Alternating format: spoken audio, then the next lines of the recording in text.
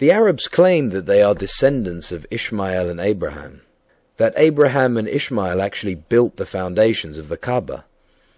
Anyone who has read the Bible would know that these claims are complete and utter fabrications, especially since there is no mention in the Bible of Abraham and Ishmael having ever set foot in Arabia.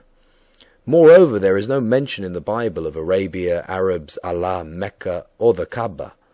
On what foundations are their claims supported? Like almost all the other claims made by the Arabs, they are all a mirage, and their foundations are as solid as the shifting sands of the Arabian desert.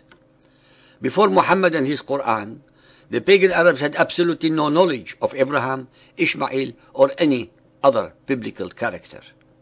To give himself and his followers an ancestry worthy of divine revelations, Muhammad plagiarized, plundered, pirated, and or perverted all that his followers have from the traditions, scriptures, and fetishes of the Jews, Christians, Zoroastrians, and pagan Arabians.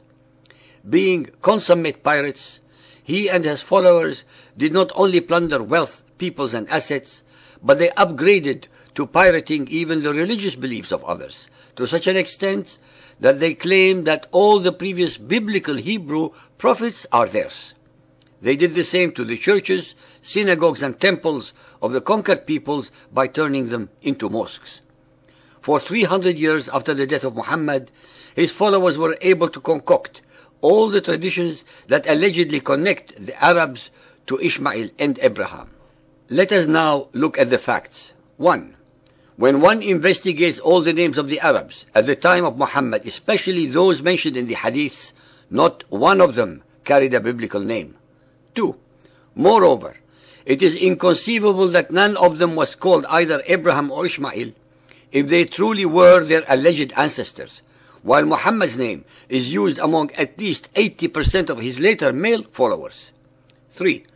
The three lines concocted by Muhammad's later followers are historically and logically utterly improbable and incompatible with the original biblical version.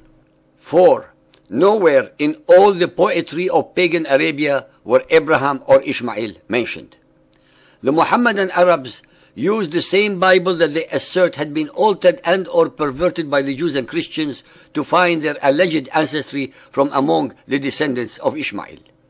Not only are these so-called descendants not mentioned anywhere in Arabic folklore prior to Muhammad, there are of course no documents of any kind to back up their fanciful and imaginary ancestral tree. Moreover, the ahadith themselves are at substantial variance with each other. According to Arab historians, there are allegedly three types of Arabs. 1.